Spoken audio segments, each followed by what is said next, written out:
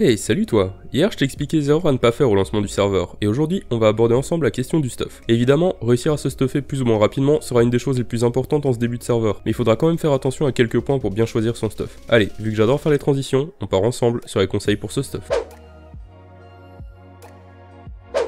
Tout d'abord, je préfère le préciser en début de vidéo, sans votre élément, vous n'aurez pas du tout la même facilité à vous équiper. Pour faire simple, il y a 4 niveaux de difficulté. Le mode facile, en jouant sa modasse. Pour le début du serveur, ton meilleur ami sera le marteau bouffe-tout, qui donne une invocation supplémentaire, et il suffit d'atteindre le niveau 36 pour débloquer le dragonnet noir, qui va clean extrêmement rapidement les mobs. Ton stuff, c'est un avantage, mais il n'est pas aussi impactant que pour les autres classes. Le mode normal, en jouant terre et feu. La majorité de vos stuffs sont en commun, et proviennent de mobs qui vont se faire énormément farm par les joueurs. Donc même juste en farmant votre XP, vous allez récupérer une bonne partie des compos nécessaires au craft. Le mode difficile, en jouant haut. Là, il faut déjà atteindre un bon degré de masochisme. Comme pour les personnages terre et feu, tes premiers stuffs seront facilement craftables, voire lootables, mais vous allez former une secte entre personnages hauts car vous serez seul dans ces spots à tenter de mendier des ressources. Il faudra un peu de volonté, mais tu arriveras à avoir ton stuff. Et puis on a le mode enfant somalien, en jouant R. Alors là les gars, en Kama ils ont décidé de vous en faire chier un maximum pour ce rush. Privé de votre précieuse panoplie taudis, il va falloir se rabattre sur quelques pièces d'équipement potable, et vite monter en level pour atteindre les premières panoplies intéressantes. Mais vous avez clairement le chemin le plus difficile de tous.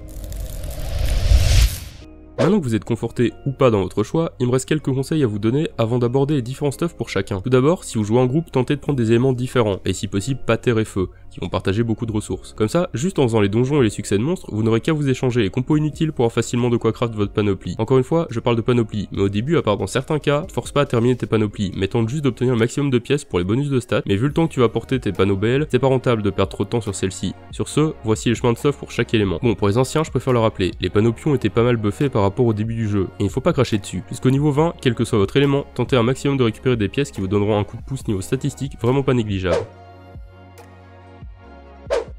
Sans surprise, votre premier panneau niveau 20 sera la panneau bouffe-tout. Véritable must-have pour tout le monde grâce à ses statistiques et son PA bonus, il s'agit d'une des seules panoplies que vous devrez réunir en entier. Tout est lootable à Ténéla, mais dans le cas où vous n'aurez vraiment pas de chance, les compos sont vraiment très simples à réunir pour compléter les dernières pièces manquantes. Une fois équipé de ta plus belle peau de mouton, c'est magnifique ma chérie, tu vas la garder jusqu'au level 50, et je sais que beaucoup pensent faire un arrêt sur la panoplie Scarafeuille, mais quand on regarde rapidement les compos nécessaires, on se rend compte que c'est un bordel à craft, et que même en cotisant les ressources de succès de donjons et monstres, on est très loin du compte, surtout qu'il te faudra de l'ébonite pour le crafter, et ça risque d'être plutôt introuvable, et ça te coûtera un bras en début de serveur. Et puis bon, t'as déjà fait 20 niveaux en panneau bouffe-tout, tu tiendras bien 10 niveaux de plus. Une fois 50, bon, tu vas pas vraiment changer de panneau, mais on va rajouter une petite couronne toute mignonne pour faire genre. Et oui, on va passer à la panoplie bouffe-tout royale, qui est en effet la meilleure solution. Les compos se chopent facilement et ça recycle ta vieille panneau bouffe-tout. Tu compléteras le tout avec l'épée une fois ton niveau 70 obtenu. Et pour finir vers ton niveau 80, tu iras abuser des Wabbits pour te réunir une panoplie du Wowobot grâce au succès et à ton farm.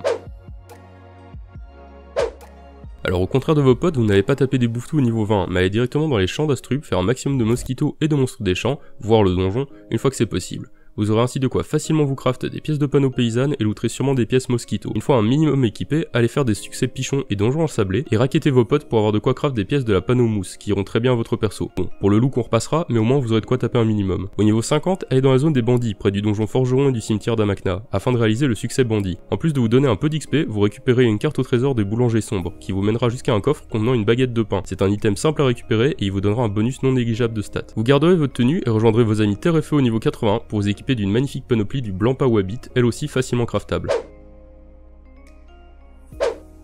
Bon, je vais pas vous mentir, ça a été très difficile de trouver de quoi vous habiller. Clairement, l'élément R sera le plus faible en début de serveur et il faudra vous accrocher. Vous allez débuter comme les personnages hauts avec des pièces de la panoplie mousse que vous compléterez avec le chapeau taudis et une cape du tofufu. Pour le taudis, pensez à faire les amis d'Incarnam. La zone est instanciée et ce sont des mobs dont tout le monde se branle, donc vous pourrez choper les champignons en un peu plus d'une demi-heure. Ensuite, malheureusement, il y a vraiment rien d'intéressant pour vous. Les stuff AJ bas niveau ne sont clairement pas assez forts pour la difficulté que ça va être de les craft, et je vous conseille de prendre votre mal en patience et d'amasser des kamas pour vous fournir une panoplie du désert dès que ce sera possible. Les ressources ne sont pas compliquées à farmer et elles vous redonnera un boost de dégâts. Dans tous les cas, vous pourrez tenter d'améliorer ces stuff comme vous le pourrez si vous avez les moyens ou les ressources, ça dépend d'où vous irez farmer, mais globalement ce seront les items les plus faciles à obtenir pour tout début de serveur. C'est ici que ma vidéo touche à sa fin, j'espère vous avoir aidé pour vos débuts sur le serveur, et si vous avez d'autres questions, n'hésitez pas à me les mettre en commentaire. Tu connais le refrain, si t'as aimé cette vidéo, pense au like et à l'abonnement, ça te coûte rien et moi ça me motive beaucoup. C'était Zordiac, pour vous servir, tchuss.